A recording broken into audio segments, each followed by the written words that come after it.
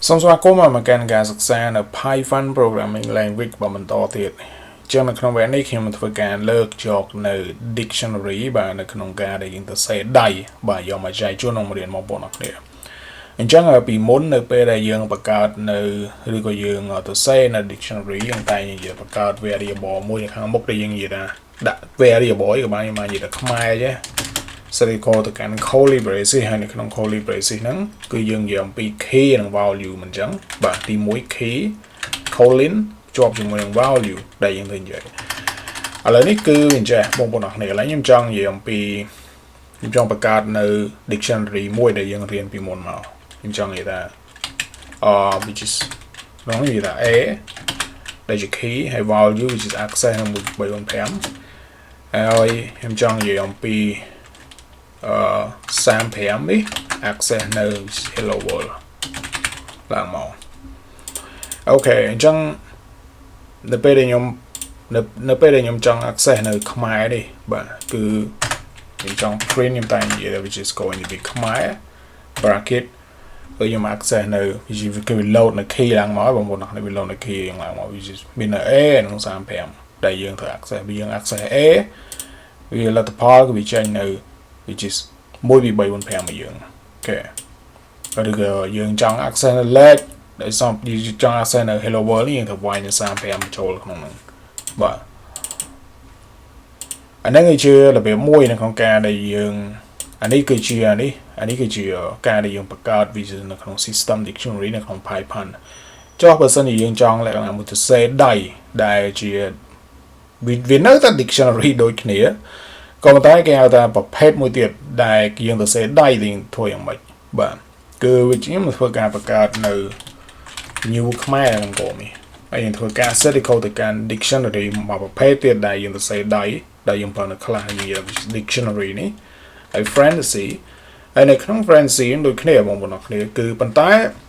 កន្លែងនេះវិញចេះវិញវានៅក្នុង fantasy នេះវាធ្វើការ return បាទទៅកាន់ set បាទវាធ្វើការ return ទៅកាន់ set ហើយនៅពេលដែលខ្ញុំនិយាយថា set គឺមានន័យថា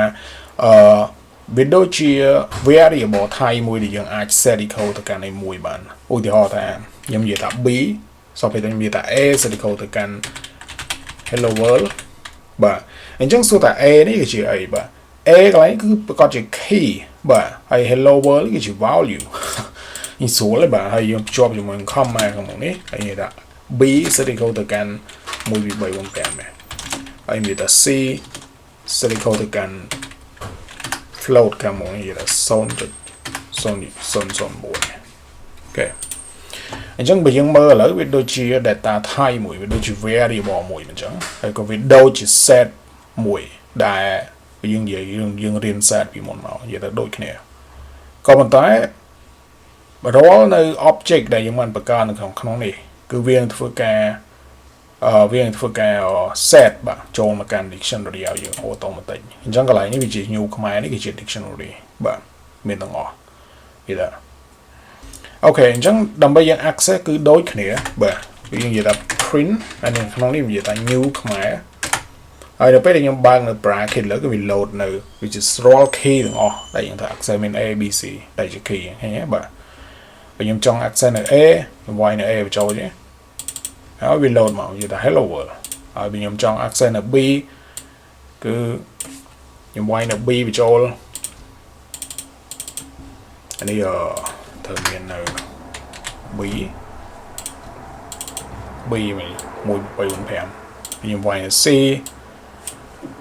c វាលោឡើងមកធម្មតាអូខេអញ្ចឹងពីរហ្នឹងគឺវាបើនិយាយចំទៅបាទវាដូចតែគ្នាទេប៉ុន្តែគ្រាន់តែមួយ system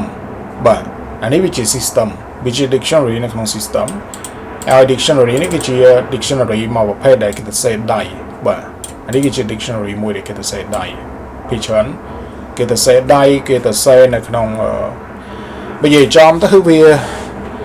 អានឹងវាដូចជាកម្រិតបងប្អូនអរគ្នាបាទយើងនិយាយពីកម្រិតបងប្អូនអរគ្នាបាទនិយាយអំពីអូខេបើយើងអត់សូវចេះអញ្ចឹងយើងរៀនធ្វើអានេះ